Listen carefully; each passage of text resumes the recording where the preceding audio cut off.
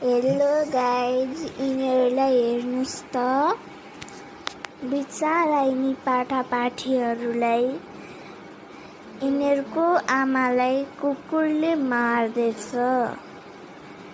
पाठापाठीहरूले चाहिँ आफ्नो आमा जस्तै मानेर गाईको दुध खाइरहेछन्।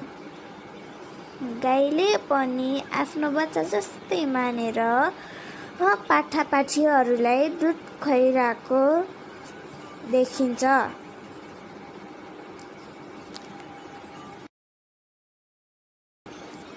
गाईको 4वटा थुनमा 3टा थुन पाठाहरूले सजिलोसँग खाइरहेको छन्।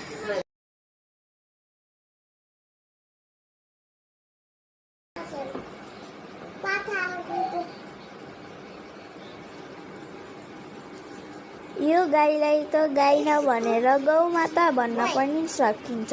यो गाई कति दयालु, कति राम्रो।